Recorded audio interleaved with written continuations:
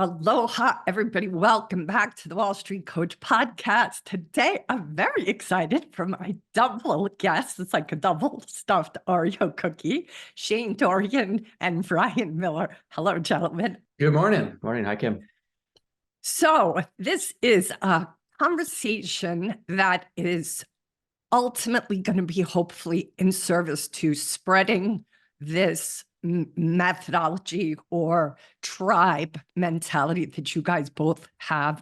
I'm going to talk about your formal bios in a minute, but ultimately those listening, part of the reason I have both of them here, besides them both being terrific traders and incredible watermen, is that I really feel what they're up to with this collection of other traders is so inspiring. And that's what I hope it encourages everybody listening to do. So first off, before I give your formal bios, just tell us a little bit about how you guys came together in the first place by way of this trading tribe. It just it wasn't like really organized, Kim, but it was essentially like we've all known each other. So Ryan is a photographer. So he documents a lot of surfing. He's one of the very top kind of surf photographers, has been for a very long time. So I've worked with him over the years because I'm a pro surfer and he's a surf photographer. So he has a really good relationship with a lot of top surfers. Then over time, we just started talking about investing. And then, just sort of like things we have in common and stocks that we like and the stock market in general. And then, over time, we just started nerding out more and more and more about stocks. And then we kind of like distilled our little friend or our big friend group down into people who are interested in learning more about the stock market. And then, so we just put all of us on a text thread together. We started talking about stocks and started like sharing ideas and talking about stocks just with the hopes of like learning a little bit more and accelerating our learning curve. Or like we would have all these conversations individually. Like I remember having all these same conversations a decade ago with some of the younger guys of like, the basic questions of like, what's a mortgage? What's a this? What's a that? How's a rental work? How's these stocks work? And it was kind of nice because we're kind of like half older guys and like half younger guys. Great. And they have this crazy knowledge that like we don't have, that like the younger kids have. And then we have like knowledge of like, having, way longer term positions in stocks, or like having turned over multiple real estate deals over time or something like this. And they're like, oh, okay. And they could come to us for those questions. But kind of to rewind a second to how we kind of got started, it was kind of loose in the beginning. Mm-hmm. Maybe like 5 years ago, it couldn't go in like 5 years, but maybe like 3 or 4 years ago, we really like tightened it down into like, okay, let's make sure like the contest is really tight and everyone's real serious. And we have like good like bookkeeping, and I'm kind of the accountant nerd and like spreadsheets and the charts for everyone. And and we kind of buckled down over COVID when everyone was home and we weren't really seeing each other on the road anymore. And we really kind of got serious then. And obviously the stock market was everything everyone wanted to talk about. And we kind of, we got real pointy at that point in time, and it's been going strong ever since. It's been great. That makes total sense. And, I think part of the challenge that I see so many traders up against is the isolation that trading really creates often for them. And if they don't have that tribe of support, if they don't have that sense of encouragement, it just becomes a much more uphill climb. And that's part of what, I saw the pictures on Instagram of you winning this past year, Ryan. I know that, what is the tournament trophy that you got? And I remember Shane had won it last year. Oh, you have it? Next to my desk. And at home, I have another one. Put it in front of me. You can see exactly what it says, I think, because I'm put it on the black. Losers take profits. That's right. That's the name of our group, which is kind of an inside joke because it's ironic, right? Yes. Anyway, I'll interject, Kim, and take you back really quick just to button that up. But started kind of like talking about stocks with some younger kids that were really interested in it. And then because Ryan and I are much older than the rest of the guys, we just kind of became like the de facto sort of leaders of the group as far as like we have a lot more experience in the market and investing over time. And so it was just like a learning opportunity for all of us, Wow. but especially some of the younger guys who are new to it. Yeah. And so we started our little group thread. And then for fun, we said, oh, we should probably start it. And then we should have like an account that we all start together. Each one of us starts our own accounts, like on Robinhood. So it's easy to track. And then we can start like a friendly competition. So we can track our trades. And basically our rules is our basic rules are, we start on January 1st, and you can't add or subtract any funds because it messes up our percentage. And it's basically, we just track it. So on the last trading day of each month, we have to screenshot our performance of the month and our year-to-date performance. And then we pick a date at the end of the year, near the very end, to finish. And then we have a celebration dinner where we celebrate the winner, get a trophy, and then the guys the two that are the worst performers have to like buy dinner. So we go to a really killer sushi dinner, and it's just a lot of fun. And it's just, it's like a friendly competition, and it's fun, but we kind of talk trash all year and have a good time doing it. But at the end of the day, the whole point is to just like to come together as a group of friends and bond over the stock market, and yeah, just hopefully get better faster. Aren't there pajamas with the face of the winner required as well? Yep. Yeah. The dead set loser has to order custom pajamas with the winner's face on them and then wear them all year. That's what I want to see, right? When your pajamas are ready to go. It should be coming pretty soon, I think. Okay, They're good. up in I'd order. like to see those. He has a big funny mustache in his photo for the pajamas this year. So the guy who got last also got last year. Oh, and no, poor and so guy. all year he was a good sport though. Like he was in first class on a flight that he got upgraded on, and he was wearing full pajamas of my face because I had won last year. Oh my God. Like my face all over his pajamas with like his champagne, and it's a lot of fun. So Super good story about it. I think that's part of what I'd love to just have you guys talk about as you go through the year, as you yourselves have a drawdown or something that goes curve shaped, or you see your colleagues have that happen. What and how do you guys interact with each other to encourage one another, to find encouragement yourself? Do you feel that you're vulnerable with one another because you've all been in this collective for so long, not just with trading, but because you've been a part of each other's lives for so long? I think it's super interesting, the fact that like a lot of, if you're in like trading community or, financial Twitter, a lot of guys talk about finance all the time, all day long, but that's not how the real world works. Like people think speaking about finance is this crazy taboo subject. And I find that like so disheartening, because like I talk with my neighbors at home and they're like so skittish about understanding how anything works, like, and their knowledge base is so small. Yeah. But yeah, just like I really like the fact of normalizing speaking about finance to your friends and your neighbors is so helpful to just talk about anything and just open the door and like, hey, this is normal to speak about these things. And that I think is almost the main goal over anything, is to like normalize speaking about finance and like, talk about it a little bit on Instagram. And I have people in my DMs like asking me like, hey, like, I'm super interested in this, but like I was embarrassed to say anything. And I was like, oh, like you can talk to your friends, or, people don't even know like what a Roth IRA is. They don't even know what an account is. And they're afraid to ask anybody because they don't want to scared to ask. Foolish. And they say the stats are that people will talk about politics and sex way before they'll even talk about money. It is the truly last taboo topic because of the shame involved at thinking that they already should know. And I'm really glad to hear that just sounds like your motive is to encourage these conversations across the board because they're so important. So important.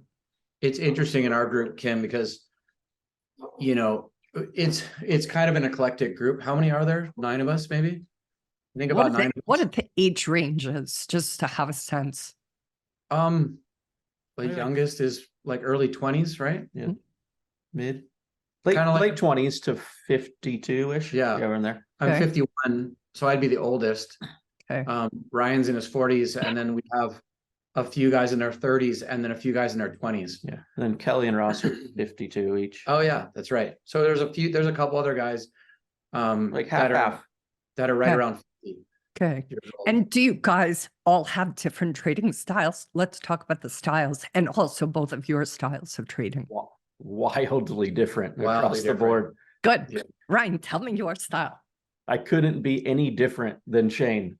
And I use Shane as an example when people ask me, like, I don't think there's really dumb questions. There's just dumb answers. But when people ask me like real simple questions, like, what stock should I buy? And I'm like, I don't know. I'd have 4 jets by now if I knew what stock to buy. But I always boil it down to, I go, hey, listen, you should buy the stocks that you sleep well at night with. Yeah. So Shane, trades like Bill O'Neill style, and I try to identify good companies that will be great in a decade or 2 decades from now, and I buy and hold them, and I will sit through the craziest drawdowns ever, or I'll watch the companies go to zero, and I sleep super well at night. Where Shane, that guy, would jump off a cliff if he saw a crazy drawdown that I had. And same with me. Like if I traded like a Bill O'Neill style trading, I don't sleep well at night. I've tried and I've done it before. And I actually traded my Condas account this year like that. And dude, there was times where I had to delete the app because I couldn't sleep. I was so freaked out. So yeah, I'm way more like buy and hold guy for a decade or 2 or 3. And I watch plenty of companies go to zero, but then I watch plenty of companies go 10, 20, 100x. Not plenty go 100x, only one. Who is yeah, that? so Apple. So I couldn't be any more different than Shane. And then sometimes we arrive at the same place. Super weird. Sure. Yeah, there's a bit of overlap with our kind of like our thesis, really. Like I'm not like a technical trader, like exclusively. I don't just trade technical setups. I trade based on, I identify companies based on fundamentals and companies that I really want to buy and own. And then I kind of trade them a lot shorter term than Ryan normally does. His is interesting because of the nature of our competition. It's based on 1 year increments, right? So that's a very short time frame for Ryan. And so he, like last year, he won, totally not handling his account like he normally would. So he was literally trading, he's not really a trader. I wouldn't say Ryan's really a trader in his normal account. He like buys and holds. He identifies his like, if I was going to categorize Ryan and break it down, his strengths are his ability to identify really big winning companies for the future and like that have a long runway, macro trends kind of headed all in that direction, and identifying it and having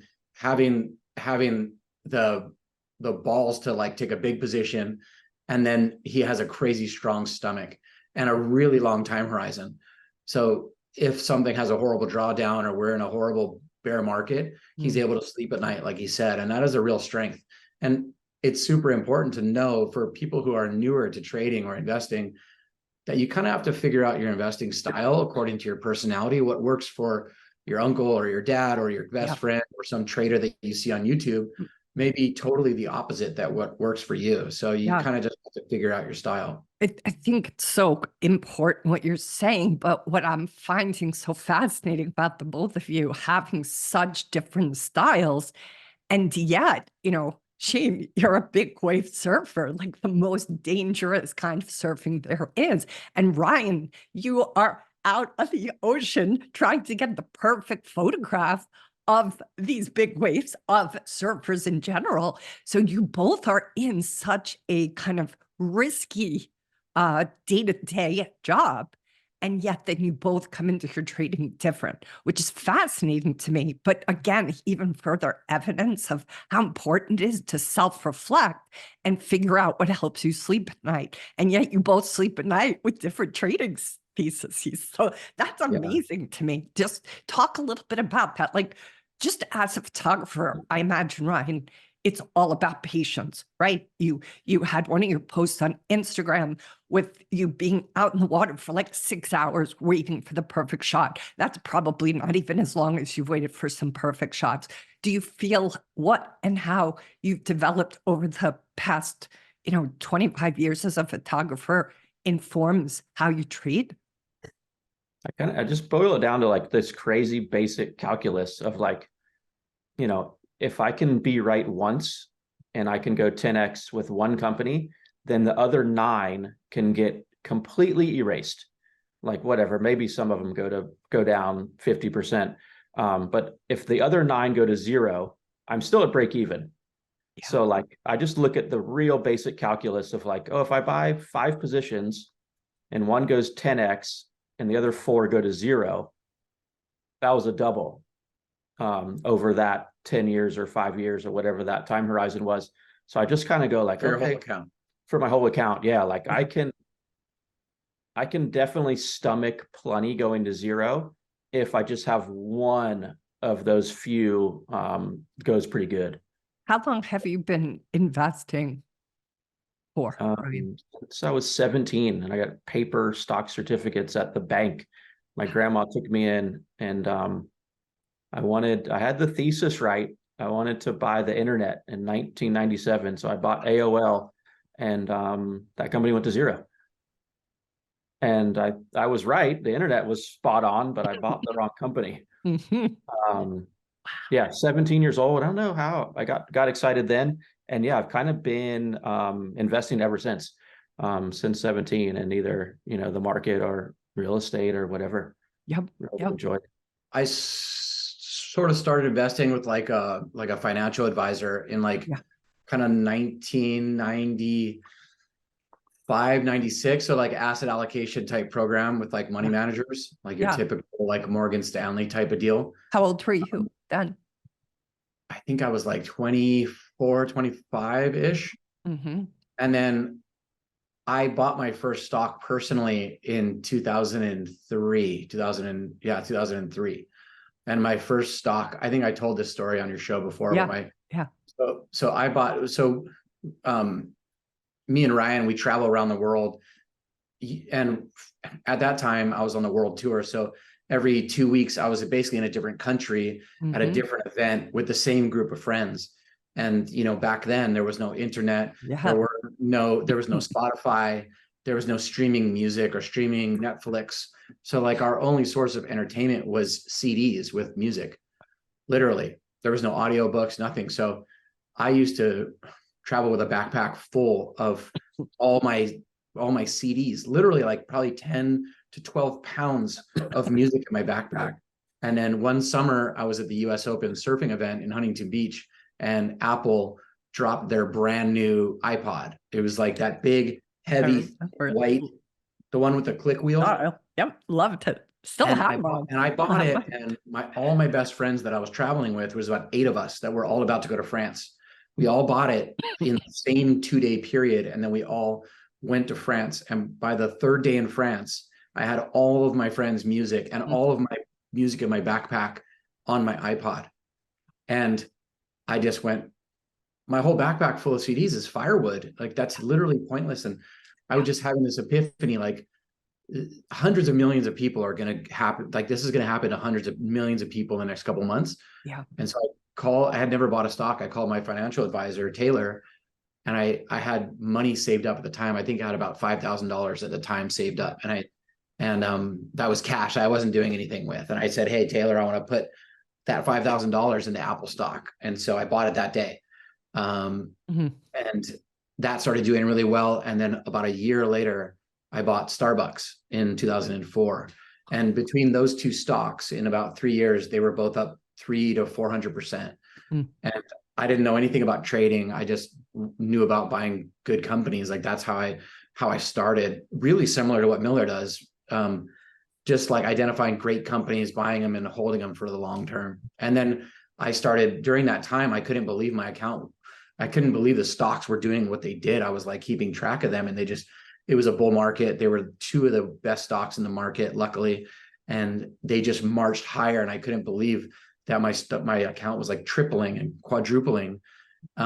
with just some thinking. And that was it. Yep. So I Yep. became obsessed and fascinated by the whole situation. And then I started like reading, and that's when I found the Bill O'Neill and that whole CanSlim system with IBD and that. And so, and then, so yeah, I just became really into becoming a sort of a position trader of growth stocks. Yeah. And it's when I think back to what you just said, Ryan, about thinking I want to invest in the internet, it feels like both of you were just really thinking about the big picture at the time, respective, 24, 17 years old. Do you feel that that is perhaps an invitation to those who, most of the people that watch my podcast are already traders, but do you think for those who maybe, I'm always advocating traders think about becoming investors as well. I find a lot of times day traders aren't necessarily focused on investing, but I think they should be doing both. Do you feel that that fascination just with the world at large and paying attention to the big picture is just going to benefit you, whether you're a trader or an investor? I think it's nuts. Like when the younger kids on tour come and ask me about investing, I tell them all the time, I go, hey, listen, you have this crazy advantage that no one else has. You're 20 years old. Like you're the tip of the spear for fashion and technology. And you're in Japan one week and South Africa the next week and New York City the week after that. And I go, it's crazy that the same person that's 20 years old that lives in Ohio and works at McDonald's, they don't see 1/1000th of what you see in this world. I go, just use that as an advantage. Look around, and you're seeing these trends crazy early before other people are. Like, I can't tell you what stock to buy. I have no idea. But you have this crazy knowledge that you're seeing things happen way before the world sees it. So do that. Like, look, find these trends before they happen, and buy that. Like, and that's what you both did. That you both, I don't think you guys were looking for the trade. You were just looking at the world transforming before your eyes. And that kind of elicited this thought process of like, wait a minute, something's going to make that happen. Something's going to birth that into the future, be the internet or, music, portable music, so to speak.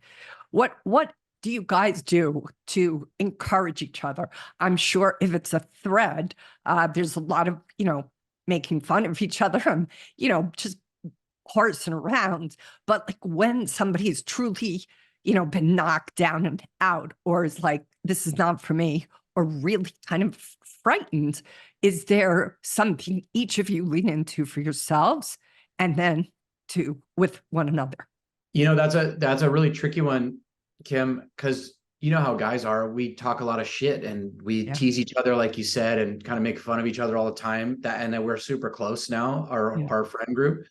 So we're mostly like horsing around and giving each other a hard time. And when someone's down on the month, everybody like kind of, sometimes we make fun of each other. You know what I mean? Because that's the nature of how guys are, right? But at the same time, like I feel like especially. Well, it's kind of like there's a bunch of it's a complex subject, but men are really tied to our egos and our pride. And the biggest thing for men and their pride is probably financial. Like their ability to make money and provide and do well financially is like really attached to our egos and our pride. Yeah. And so when we do poorly and we have really bad performance, it can really mess up our psychological state and our mindset in life and lead to depression and worse. So like, we have guys in our group that have blown themselves up multiple times. And it is like, there's some funny bits about that, but at the root of it, you got to be really careful because you want to like buoy those people up and encourage them to make some adjustments in their trading styles and in their investment styles and kind of like get to a healthy place in their mind to where they can become a better trader, but also like have a much better psychology. Yes. Because it's when you do that over and over, you blow yourself up, blow your account up over and over, it can lead to like a dark place mentally. It really can. For sure. I'm sure you've dealt with that a lot as a coach, but so we Absolutely. try to buoy each other up, and I try to really keep things positive and try to like encourage people in our group who are struggling in their trading, whether it's on a month-to-month basis or at the end of the year, to like make those adjustments, like learn your lessons, like try to identify patterns that aren't working, and really take a hard look at your trading, do post analysis, and figure out what's working and what's not. And ask yourself the hard questions and really peel it back and be transparent about your problems. And that's what we're here for. We're here to help each other, you know, and I really try to reach out to everybody in our group of like, hey, like, I don't know everything about trading, that's for sure, but I've been doing it for a long time and made a ton of mistakes. And if there's ever, you know, a time that you need to reach out and vent, or you want to go over your trades or whatever, like I'm here to do that, you know? That's great. That's awesome. I think just having people that understand trading is just a huge leg up. And that is part of the isolation for those that don't have a tribe, is they can't really talk about it with their significant other or their friends, because it's without having the context, it's hard for people to get it or understand. Ryan, what's your response to my question? I was going to say, we had a guy, pretty more specific example. We had a guy that kind of blew up his account at the end of the year last year, and he was super bummed. I just laid out some crazy specific answers, like just stats. I went and pulled all of my tax lots from all my biggest winners that I still have now. Wow. And I go, hey, listen, you're 28 or 26. Like, I bought this at 26, this at 28, this at 32, this at 38. And like, they've all gone 10x or whatever, 100x. And I go, dude, time is your friend. Like, you do not have to get rich tomorrow. You're so young. You have this crazy runway. And I think he was in this mindset of just like, go, now. Yeah. It's like, no. Like, look at me. Like, you see the life that I live or Shane lives or whatever. Like, you have this huge runway. You don't have to do it today or tomorrow. Like, I was buying the, I think sometimes when you're younger, you maybe don't see the, like, an opportunity for a 10x or a 100x. Yeah. And I was like, whoa, wait, just wait. I did it when I was that age. Yeah. All you have to get to my age. I'm not even that old. So both of you, you know, even with the horsing around, what I hear is that you both find your ways to demonstrate that encouragement. You both find your own style of lifting up those who are in the group that might be in a drawdown or struggling. And that, to me, is, you know, it's got to be invaluable, because those people aren't going to go anywhere when you have that kind of support and encouragement. When you know your people have your back, that's going to help you kind of take those lumps and just keep going. So that, to me, is one of the benefits of having a collective of 9 to just, you know, I use the term surf all the time, surf the hard to be with emotions, right, Shane? Like, surf what is going to be painful and difficult, because there's no other way around. You can't go around it. You have to go through it. So just for both of you, do you feel that having those who are younger in front of you opens up yourselves to look at your strategies different? And I'm kind of curious if they've given you any feedback about watching the both of you, being the older ones of the group, influencing them to heed your advice and consider the long runway as opposed to the immediate success. First of all, so we've had our contest for 4 years. We've started this group about 5 years. This is our 5th year. But we've had our contest for 4 years, and out of 9 people, only 2 have won. And they're me and Ryan have won twice each. Wow. And so for the younger guys in the group and the guys who are like a little bit newer to it, they look at that and go, okay, that's not just luck, right? Right. Like it can't be just luck. These guys have both won twice out of 9 of us. And so they are inspired to like kind of get it together a little bit more, like maybe take it a little bit seriously. And then the really cool thing for them is that they're looking at Ryan, who has his style and it's totally different, Mhm. really based on fundamentals strictly, not charts and not like that kind of stuff. And like, and then they have me as well to like look at and go, this other guy's style is working well as well, but it's totally different. And you can kind of see what you can identify with and learn different things from, and kind of figure out what your style is like and like kind of what hits home for you. It's really cool because we both provide examples of what can work as well. Like when I bought Apple, that was way before Ryan bought Apple. And I was up like I was up 350% in Apple after a couple of years, and I thought I'd knocked it out of the park. I actually absolutely knocked it out of the park. And then I started learning about trading, and had I never learned about trading, I never would have sold Apple. And Ryan bought Apple way after me, and he's up 6,000% in Apple now because he has an iron stomach and is 10,000%. 10,000%. Oh my God. He's up 10,000% in Apple, and he has like Kim. He has like 5 other stocks that he's up over 1,000% on. Like, Oh my God. he's not exclusively up thousands of percent in Of course, stocks. of course, of course. He's had a ton of stinkers that didn't work, but over time he's stuck with his winners. And so anyway, my point is that it's really cool in our group because we provide examples of two totally contrasting styles, but both work. And and we have some really bright young guys in our group that I think are going to become really good investors and really good traders. It's cool. I bet.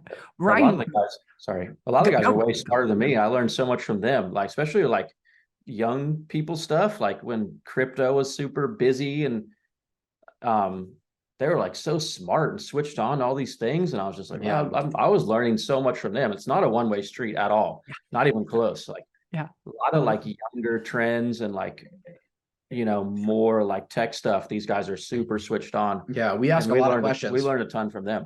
Great. Yeah, we ask a lot of questions. Have you guys seen Dogecoin, the documentary yet? Or it probably has. It's about Dogecoin, but maybe it's called "This Is Not Financial Advice." It's a new documentary. Haven't watched. No, I watched the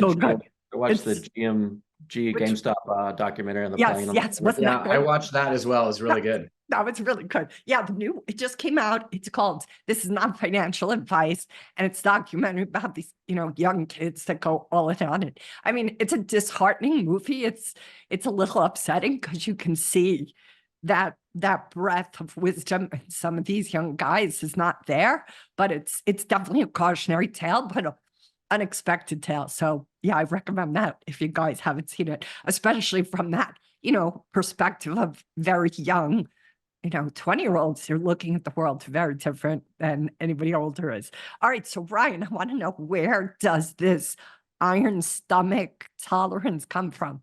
I don't know I actually have no clue where it comes from. I know I've tried trading before. Yeah. And I can't sleep ever. And I can have the craziest drawdowns and sleep just fine. Like we were talking, what's funny is that Shane's earliest, biggest memory was Apple. It's the same for me. I bought Apple in 2005 when it's same thing, iPod. The year before the iPhone came out, I got an iPod. I was living in New York City, going to school. I had no money. And I ended up buying an Apple computer as an accessory to the iPod. And the Apple computers were like 2x what the Dell computers were. And I just went, that's an aha moment right there. They got me. I bought the computer as an accessory to the iPod. I'm going all in and put all my money I had into Apple at that point in time. And that my cost basis is like $2.07. So I'm waiting for Apple to hit $207 here pretty soon. And then I'll tick over into a 10,000%. But with all the dividends, I'm way over 10,000%. Like cleared that a long time ago. But I would love to see the stock price just hit 207 and have that like little trophy in my head of 10,000% for my first one.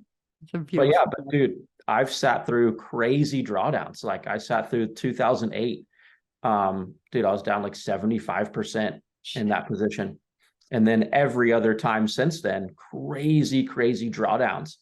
And I just sleep super well at night and I feel great. What do you think is that distinction? There's research, there's belief, there's an understanding you clearly can lean in on when you can sleep well in the midst of that drawdown. Just unpack that a little bit. It's just, I just know, I know for a fact that I'm not smart enough to time the market. Like I have no idea. And I'm well aware that I'm not that intelligent. But I do think that a lot of times, I think, right? I don't know. I think that my thesis is right with these companies. So I look at this time horizon of like, okay, I'm out of Tesla at 2030. That's when I want to be done. Or at, so, you know, a certain market cap. So I think my thesis is right, but I can't control the ups and downs of the market and quantitative easing and all these macro environment concerns. But I think I'll get there by the time, you know, X date comes around 15 years from now.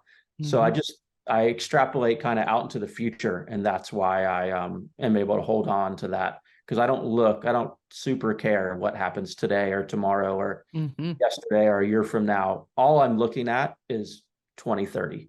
Yeah. So your thought process and your belief in what it is you're moving towards sounds like that facilitates your ability to trust that process. It's your process. You've used it before. You know what the costs are when you're incorrect, and you know what the benefits are when you are correct. So am I correct that that's what you lean into? Yeah, I just think that I think I'm right. And if I'm not, that's okay too. But I think I'm right. And I'm just, all I'm looking at is 10 years from now. I'm not looking at anything day to day. I mean, frick, we live and breathe this every day, all day. The first thing I look at on my telephone when I wake up in the morning is the market. There's a great picture of you. I could pronounce the place wrong. Taya Opo, where you're out on the ocean trading stocks. And I have to say, in a waterproof case with my phone. I saw that picture. Looking at the chart that day. You know, there's a lot of finance guys out there always showing pictures of them with their laptop, you know, in front of a beautiful view. I'm like, this guy, he's in the ocean in like the most dangerous surf spot in the world, and you're trading stocks. That's so good. Hardcore. All day long. I think, Kim, one of the things that stands out to me with all this stuff that we talk about is, and within our group, and just, I think it's kind of like, it puts an exclamation point on today's kind of like this next generation that is growing up with these smartphones and the internet and social media, that our attention span has become so incredibly short that people who get into trading feel like they have to make all these moves, and like they really tend to overestimate what they can achieve in the short term. Yeah, for sure. And they really underestimate how much they can achieve in the long term. And I feel like our generation, especially, I mean, our generation in general, really learned that, I think, over time with hard work. Like if you're able to be super disciplined and work your butt off over the long term, it'll pay off. Like you sacrifice now for a payoff in the future. And Ryan, that's his strength. Like he tends to know what can be achieved in the long term. And he's not so worried about the fluctuation day to day or week to week, or even this year. He's more like, hey, like what is Tesla, Meta, Apple, Amazon, you know, these companies where are they going to be in 2030? And not too many people think like that, you know, but for sure. I mean, if you look back historically, if you had that type of mindset and that kind of vision, it's hard to lose, you know what I mean? Which is amazing. For sure. Ryan, I don't think you answered this question earlier. I was asking just your experience. You've been a photographer now for over 24 years. Is that right? Yeah, I've never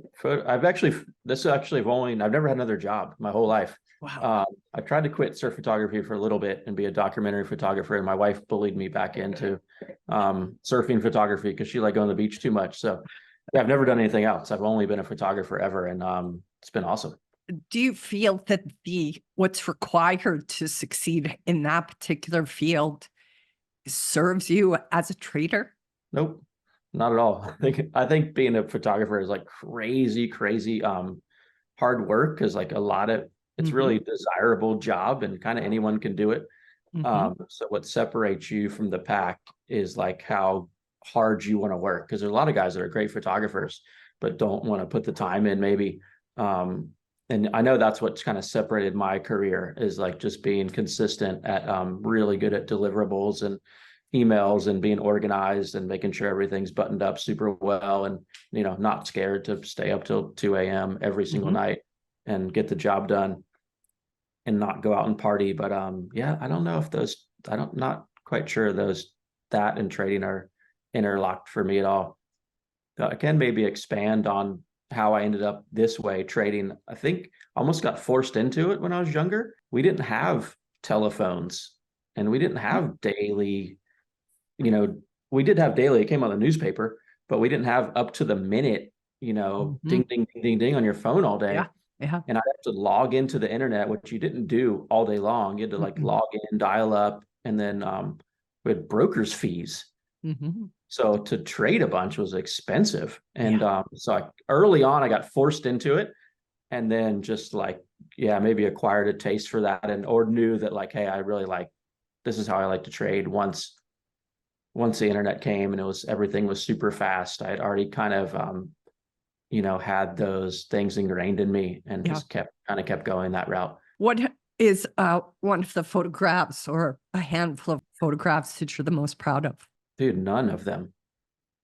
Zero. The body of work that I'm the most proud of is the people that I've met along the way and the relationships that I've built. Dude, I don't care about any of my photos at all.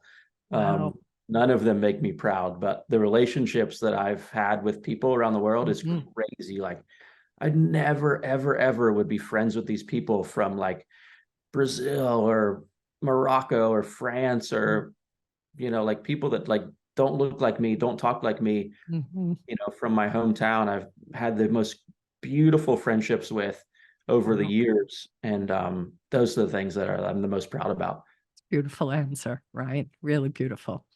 Shane, what about you? Do you feel being a big wave surfer has served you as a trader and investor? Yeah, for sure. There's a lot of like, there's so many different, there's so many similarities between being a really high level big wave surfer and sort of all of the qualities that kind of add up to that.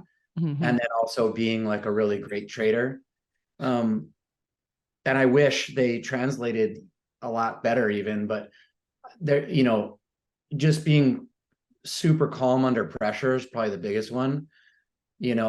Anybody who trades in a stock market, it knows about pressure situation. Like, it's so easy to look at these big winning charts of Apple and Google and Tesla and be like, oh, that was so easy. That was so easy. All you had to do is pick the right one. But when you feel like you're in a war zone and bullets are flying and earnings reports are horrible, or the reactions are horrible, or some, hit piece from some analyst on what, just like, it's constant. You feel like you're in the trenches every day. And like being able to like stay calm and stick to your process and stick to your rules and not make any emotional decisions. So that's like big wave surfing. That's the exact same thing. So like when you're surfing really big waves, for me, I was trying to hit home runs. I didn't want to ride 25 waves in a day. I wanted to ride a wave that I was going to remember for the rest of my life. And if I got that wave, even if it was the first one I rode that morning, I was done for the day. I would paddle back to the boat or the jet ski and relax and enjoy. And that's what and so I try to kind of adopt that process into my trading, where I try to really stick to my rules. I have rules that are written out and I keep them with me at all times. And then like sometimes after the bell or before the open in the morning, I'll read over my rules and really kind of make sure that I'm clear on the type of trader that I am, my process and how I trade. And I think that's probably the biggest thing, is just trying to stay calm under pressure and be patient. I tend to, that's very common, right, with traders. I tend to overtrade. Probably my biggest thing is always trying to I always feel like there's a trade to make, of course, like everyone else. But trying to be patient, and being friends with Ryan and in the same group, I think that's helped me a bit of like learning patience. Like, you don't have to be right all the time. You have to, it's about handling the stock when you are right it's easy to buy the winning stock. Yeah. But it's also easy to get shaken out or mishandle it, you know? Yeah. That was the first thing, Ryan, when I saw that you had won the award. I reached out to Shane and I was like, because, I knew he won last year. And I was like, oh, sorry, man. And he's like, yeah, he has an iron stomach, Ryan. And I was like, huh, who is this guy with the iron stomach? Mr. who has a pretty strong stomach himself, calling you a man with an iron stomach. So do you self-describe yourself like that, Ryan? Would you have ever used that as a term? Yeah, 100%. I sit through the craziest drawdowns, and I wake up in the morning, and I go to sleep at night, and I look at how much money I've lost, and it just like my eyes just glass over, and I was just like, oh, that's crazy. That was a craziest amount of money ever. I didn't think I'd even have this amount of the daily loss. At some point in time in my life, I don't think I would have ever even had that much wealth ever total, and I lost it all in one day. And it like I don't do anything. I just go, oh, that was weird. Okay, see you tomorrow. And but then I don't get like, on the flip side too, I see the numbers go up and I don't freak out either. Yeah. Yeah, I was just gonna, Shane was saying something a minute ago about, being prepared for big wave surfing. And this, not so much with my trading, but more with me for work. Was a crazy story. One of the first times I ever met Shane, like quite a bit over a decade ago. I've kind of known in the photography world as like the most organized, the most on it, like the most, technical savvy guy. Not the best photographer by any means, not even close, but definitely the most organized. And I flew over to Maui to stay at a buddy's house, Ian Walsh, who at the time, probably Ian and Shane at that moment in time were probably the two best big wave surfers in the world. Wow. And Shane was staying with Ian also. And I watched these guys get set up the night before, and they just went through the tiniest piece of equipment, every leash string, every canister and the inflation vest. They went through all of it the night before and then repacked, and everyone had 3 or 4 boards, where other guys would have 1 board and 1 set of fins. Wow. These guys had 3 or 4 boards, 5 sets of fins, all their nutrition, all their hydration, everything ready to go, all their just every single piece, and tested all the night before. And then we woke up the next morning and it was going to be massive at Piahi. And they're looking at me going, hey, are you okay? Did you have enough to eat last night? Do you need food for today? Do you have enough hydration? And I'm like, what? I'm good. I'm the cameraman on the back of the jet ski. And these guys were so switched on, like to do their job so perfectly. They needed to make sure the cameramen were sorted out, because if I goofed up, then it reflected poorly on them because they weren't getting the best images. But like a million checklists to go through, and they like did everything. And I was like, whoa, like I learned so much from Shane in that 1 24-hour period that I like took back with me to work, of like, wow, these guys are so prepared. Like I could be more prepared on my end. It was super interesting to watch. It's such a great story. And also just, I often say, how you do one thing is how you do everything. And that's what that just gives evidence to. Like, you're not going to be operating like that as a surfer unless and suddenly change as a trader or an investor.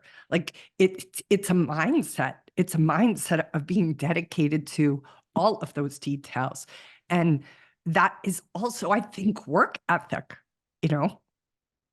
That's how I take it. It's a certain work ethic to realize that the more you put in, the more you're going to be able to extract. Yeah. I think we both really, I think that's like the ethos of our lives. Both of us, Ryan and I, both have worked crazy hard our whole lives. And that's kind of how we got to where we are in the surf world, through pure hard work and preparation and like making zero excuses. And if like, it's funny because with my trading stuff, like if study, like the amount and intensity of study equaled success, I would be a trillionaire. I'd be richer than Jeff Bezos, because the amount of time I spend studying and listening to podcasts and consuming content and audio books and reading books and watching long form YouTube videos of like top traders. it literally is endless. But it doesn't just like, that doesn't mean you're going to become a great trader. You know Right. what I mean? Totally. But like over time, if you put in tons of work, I feel like the self-belief that you deserve the success, that's the real lesson, is because you could be a great trader, but you'll keep blowing yourself up unless you feel like you deserve the success. Yeah, agreed. And I And feel like, also can sleep at night, that you have the confidence in your thesis and the confidence in your strategy, that you've tested it and had it prove itself repeatedly. That to me is why both of you can sleep at night, because you both are confident that you've earned the right to trust what your strategies are. I was going to say, in addition, to being able to like stomach these big drawdowns. Well, I've seen the big, draw ups also too. So that gives me a little bit of belief. But, I also have, and I think about this a lot, and I talk to the younger guys of like trying to have like multiple avenues of income and like not just pound all your money into the market. Like I have the photography business, and my wife has a crazy successful ice cream business. Yes. And I have multiple long-term rentals, and I do real estate development. And then I invest in private equity, and then I invest in the stock market too. So I have like all these different avenues of income. So I kind of feel like I wouldn't love it if I blew myself up in the public markets. Would not be stoked at all. But if I did, my lifestyle wouldn't change, because a lot of like my base income, which I base my like lifestyle spend off of, comes from real estate and real estate development. It's like super boring, and I never talk about it, but it's this crazy cushion that I know, like, hey, dude, if I go nuclear on my account, my lifestyle doesn't change at all. And I already really like my lifestyle. So it's nice to be a little bit diversified. That helps me sleep at night as well. Let's just talk a little bit more about that, because you're both examples of that. I presume everybody in this tribe is as well. That concept of those traders who are only trading, I think it potentially is a disservice to themselves, because that sense of having multiple streams of income, first of all, gives you more peace of mind financially, which you have to be. You can't have peace if you don't feel financially secure. So talk about that as well. Am I correct that everybody in this tribe has other streams of income? It's not just trading, not just investing. Is that correct? Yeah, I mean, pretty much nobody in our trading group relies on trading for their income. It's more like growing their nest egg over time is the general idea. But yeah, I mean, everyone has like a normal job, or well, not everybody has an abnormal job, I should say.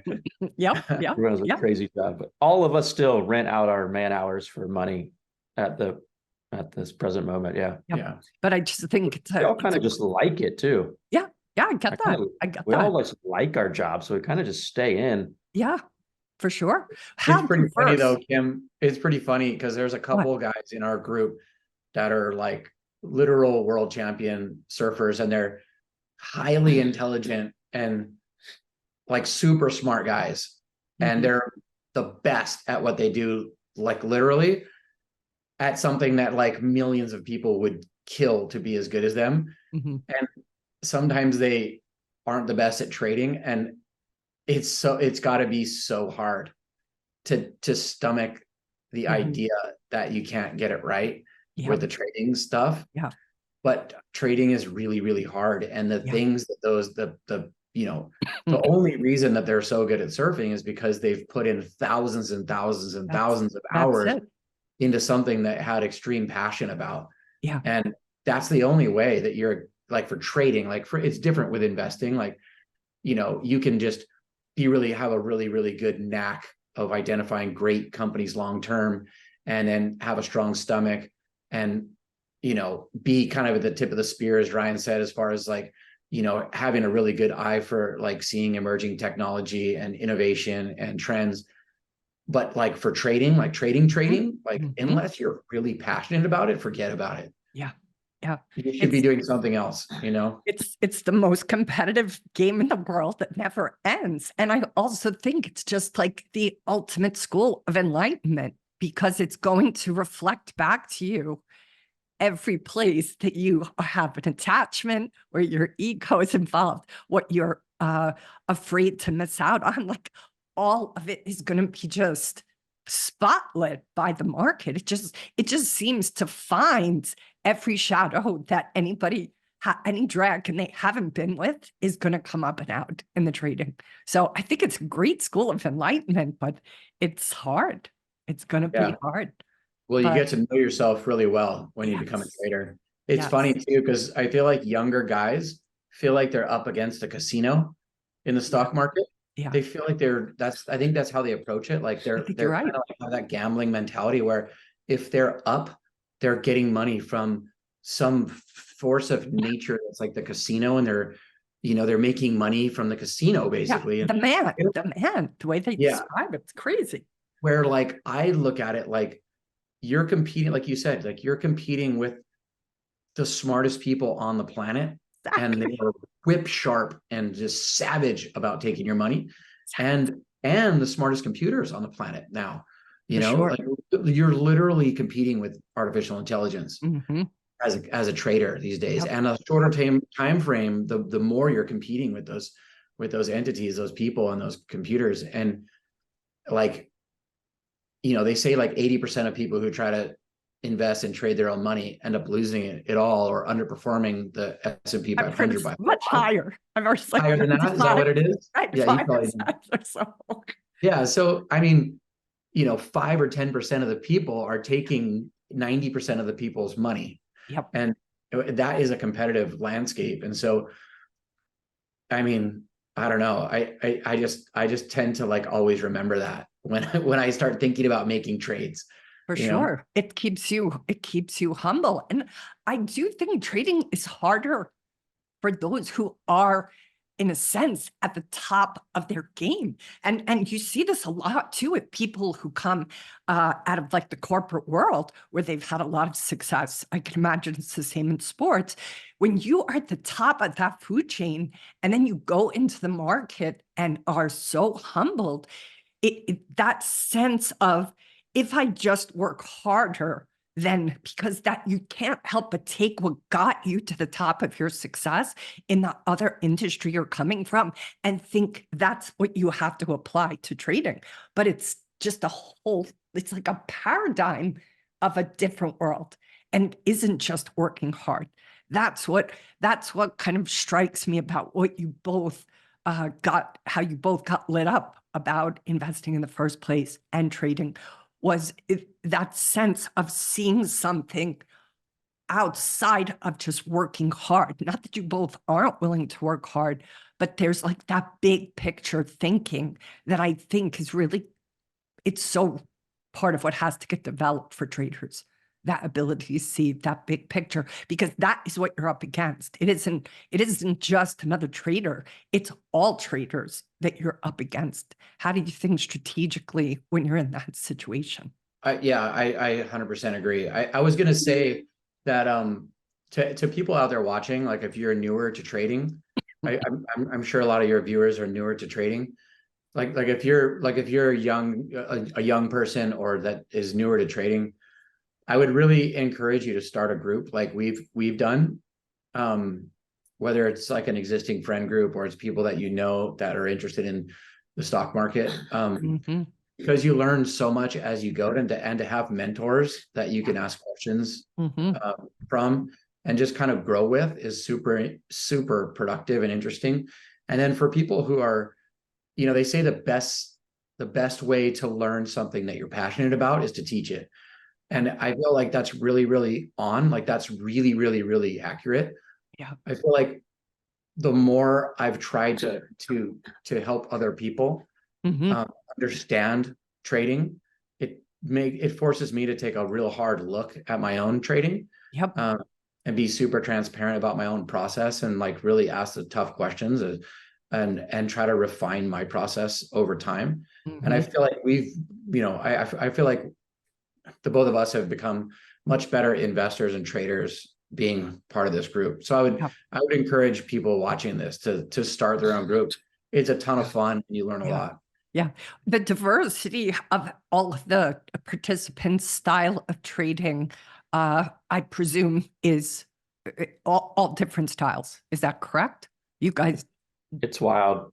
And because it's 1 year, yeah. you kind of have to go a little bit bigger. So it's a separate account than our real accounts, obviously. Or no, actually one guy trades his real account. Okay. But because it's a 1 year time frame, it's a little bit hard to like, use your same style. You have to be a little bit more aggressive. So some guys end up the second the guys touch the option button, their account is gone immediately. They just go. They just try to. Yeah, you can trade anything in our competition. Okay, that's what I was curious. So you can trade crypto or crypto stocks or Mhm. options or anything. So Okay. the second, it's been kind of funny that the second anyone touches the options buttons, they're gone. See you later. You're paying for dinner. Is there any parameters or basic template rules that you could share that somebody could potentially adopt on their own? Yeah, so like talking to guys, I have a lot of people in my DMs this last month or so because they've kind of seen it gone on the last 4 or 5 years on social media, and it like I hope that we convey it in like a really positive light and is like convey it more to like the sense of like camaraderie and friendship and helping other people than like, hey, look at my trophy, look how cool this is. And and that is the goal really. So I have a lot of people in my DMs of like, oh, I'm so interested in this. And I kind of just tell them like, hey, you totally should do this. You totally should get your friends together, whatever, get 5, 10, 3 friends together. Yeah, the only rules are it's really nice to be on the same platform. So yeah, we use Robinhood because none of us use Robinhood for our real trading. So it's easy to have like a little Conus account. Yeah. Money doesn't matter. Just got to have your funds in by Jan 1. And then you can't add or subtract funds as you go. And then we report our percentage gains, our 1 month totals at the end of every month, and then our year-to-date total at the end of every month also. And yeah, that's it. You can trade anything though. Anything Robinhood has to offer. You can go in with leverage. You can trade options. You can trade crypto. You can, buy some slugs and just sit on them, and you can sit in cash. Wow. If you want to. And, some years, the last 2 years have been crazy down, or 2 years before last year, I think you would have won the Conus in cash maybe 1 year. Yeah, for sure. If you had, if you were flat for the year, you would have won one of the years. Pretty crazy. That's wild. But I think the biggest thing, Kim, to like, if I was gonna, I think what Miller said is perfect, but I'll add to that is like, I think the biggest thing is like, what's the goal with starting a group? Yeah. Like, what's the real goal? Like the real goal is, number one, is having a group of friends that are all enjoying themselves. And then number two, just as important, is getting better at this thing that you're interested in, right? Yeah. So for me, I want to become the best trader I possibly can. Yeah. Like, I'm just obsessed with it. I'm like trying to shave 1 stroke off my golf game. That's what I'm trying to do over like a 5-year period. If I can do that, I'll be so stoked. And so that is my goal. And then the other goal is to like have a great friend group and like bond with these men who I really have a ton of respect for and who I love like interacting with and having fun with. Exactly.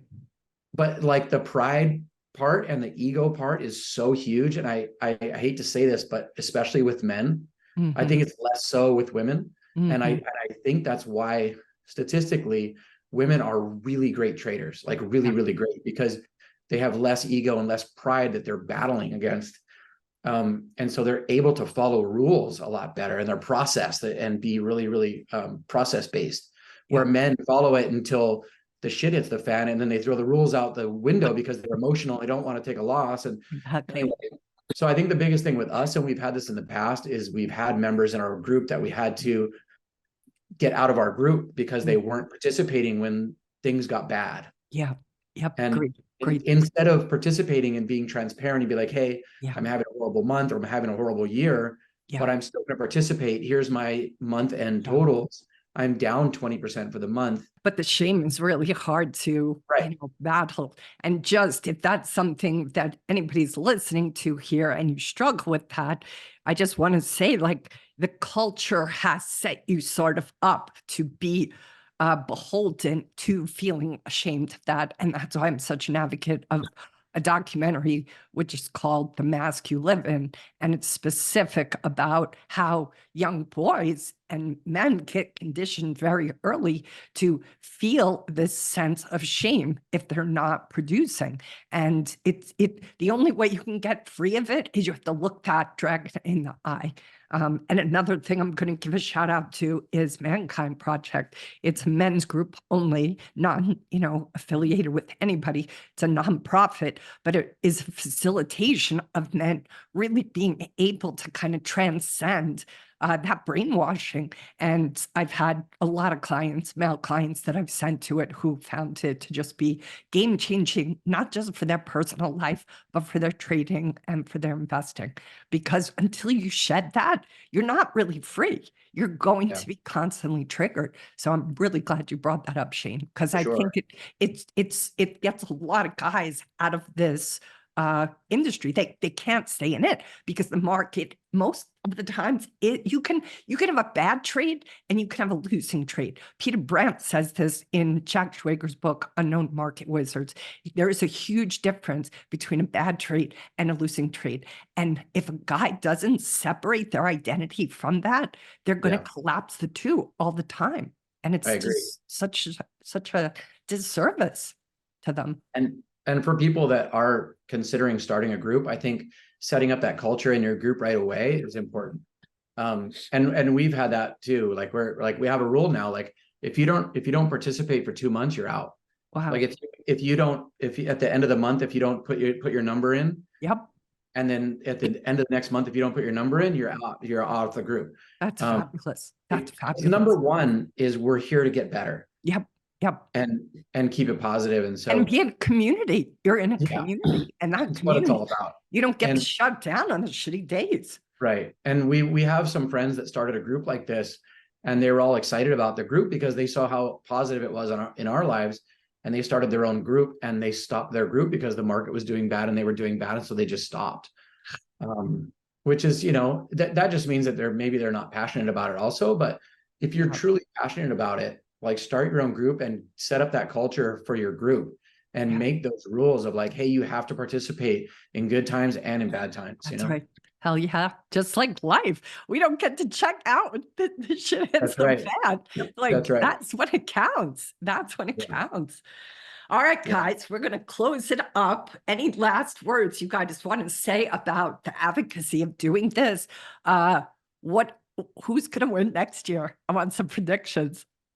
I want kind of final thoughts for me would be, my kind of most proud moments on the giving end. It happened just yesterday afternoon. Wow. Me and Shane and two of the younger guys, we are all, on the sauna and ice bath together. And one of the guys is having a kid pretty soon. And, me and Shane had the exact same answers. We were talking about the kid and we're like, oh, you got to set up a 529 college fund with them right now. And then they get a Roth IRA, like the second they get their social security number, and you could fund it to $6,500. And then when they're old enough, you can give them a 1099 and write that off on your taxes. And then they pay a lower tax rate, if they legitimately do some work for your business, which like my kid does. He helps me edit sometimes. Nice. And that was just yesterday. And I was like, whoa, that was so cool that like me and Shane both had that information and have that for our kids. Yeah. And we got to hand this down to this guy in 10 minutes and distill all this information to him. And then maybe on the receiving end, the biggest like pride moments for me have been when we were in COVID, we like kept the group going super strong. And I was in New Jersey and a lot of these guys were in Hawaii and I didn't see them because we didn't do the tour and I didn't come to Hawaii. And I was like a lot of my friends are the friends that I travel with on the road. And I wasn't on the road. So it was like, holy crap, like all my friends are in this little phone every day. And I wake up to 100 texts from Hawaii. And like, it was just really nice to have a real positive, group of friends. And those moments were kind of some of my highlights. It's like a lifeline, truly, because it's all about connection. In my experience, we can have that connection and we can get through anything if we have that connection. And that's what it feels like this tribe has done for all of you, is giving you all a sense of connection. And I feel like anything can be endured if you have that. For sure. Yeah. And who's going to win? I don't know. Shane again, three-peat. Can't be giving this trophy out to anyone else. No, we're super excited. We hope that someone else wins for sure. And I would like nothing more than to give the trophy to someone new this year. And the battle is on for sure. It's already been a wild 2024 just in 1 month, so it's going to be interesting regardless. We're like Right. kind of all really rooting for the guy that lost 2 years in a row to win. Like That would be sweet. I crazy wanted to win last year. I won once and I wanted to like really tick that ego box of like that wasn't a fluke. And like Yes. trading two Yeah. very different styles too. Yeah. And once I won twice, like I super wanted to win last year, big time. And then the second I won, I was like, okay, I would really love for the guy that lost to win this year. And we were like, the whole first month, we were encouraging him so much, like, okay, so we're all down, like, don't blow yourself up, just That's stay in catch.